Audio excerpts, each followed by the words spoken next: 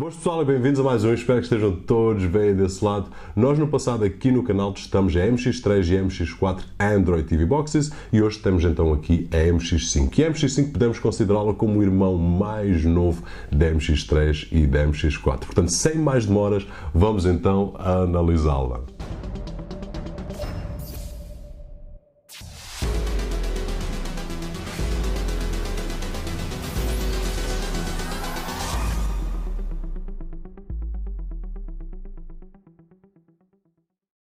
Ora, aqui estamos nós então com a MX5 Android TV Box, que vem equipada com o AM-Logic S805, a Mali 450 quad-core, 1GB de DDR3 e um disco de 8GB de NAND Flash.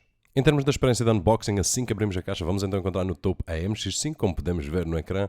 Vamos também encontrar um cabo HDMI, um adaptador de corrente, que neste caso é para os Estados Unidos, portanto no meu caso irei utilizar um adaptador de socket para a União Europeia, um cabo RCA, um comando por infravermelhos que vamos testar mais à frente e finalmente um manual de utilização.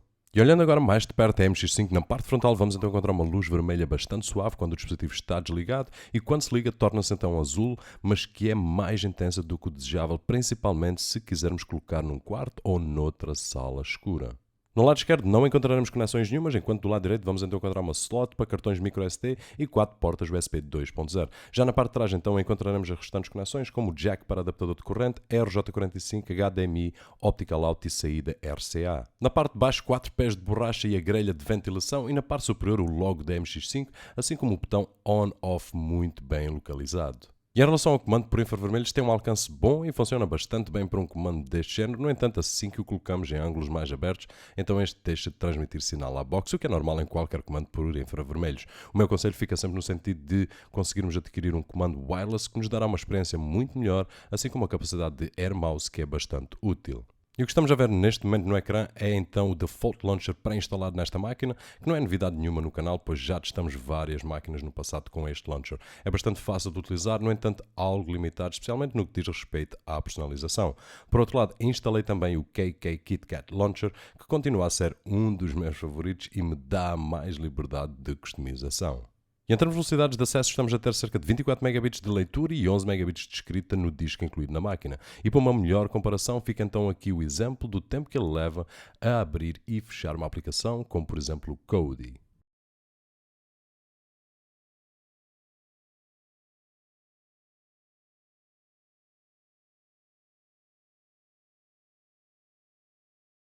E nos testes de velocidade de rede através do Wi-Fi conseguimos cerca de 40 megabits de download e 19 megabits de upload. Já na ligação RJ45 estamos a conseguir cerca de 78 megabits de download e 20 megabits de upload.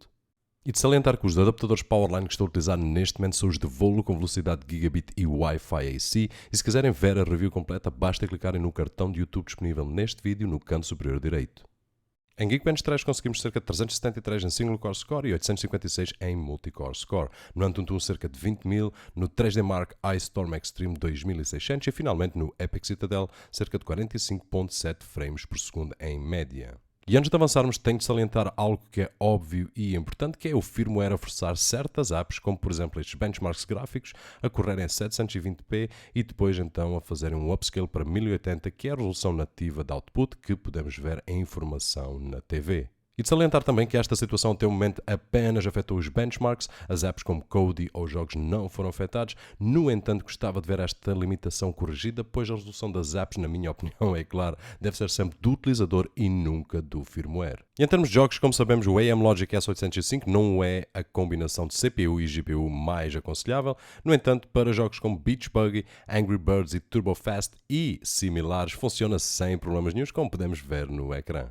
E no que diz respeito à reprodução de vídeo, a máquina vem pré-instalada com a versão Kodi 14, no entanto, instalei também, como é habitual, a última versão disponível neste momento, que é a versão 14.2, e tanto uma como outra, o meu feedback é que esta máquina comporta-se muito bem na reprodução de vídeo. E os filmes testados através da rede foram então o Big Buck Bunny e Tears of Steel, ambos a 1080p, e em relação a estes filmes, a licença para reprodução pública encontra-se na descrição do vídeo que vocês podem consultar. Voltando então ao tópico, tanto um como o outro reproduziram sem problemas nenhums, mesmo quando se faz aqueles fast forwards ou rewinds um pouco à bruta, como é costume fazer nestes testes, dando-nos então uma experiência de vídeo playback muito fluido. E para testar as capacidades de mirroring da MX5 estou então a utilizar como é habitual a app AirPin Pro e os resultados tanto em termos de espelhamento como em termos de streaming no iPhone 4S e no iPad mini com o Retina Display são bastante satisfatórios. Isto significa apenas que não encontrei problemas nenhuns nestes testes.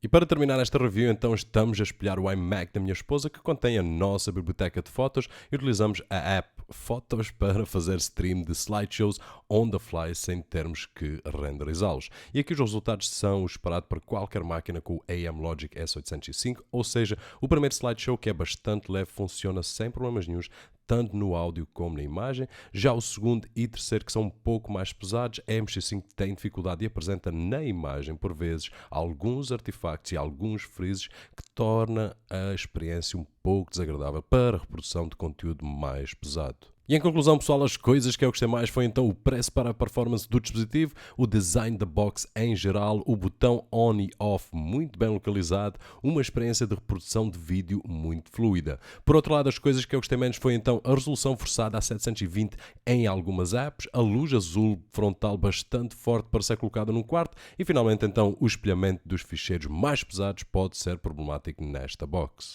E com isto chegamos então ao fim da review da MX5, espero que tenham gostado do vídeo, se assim foi, não se esqueçam daquele thumbs up, o meu nome é Roberto Jorge e como sempre, vejo no próximo.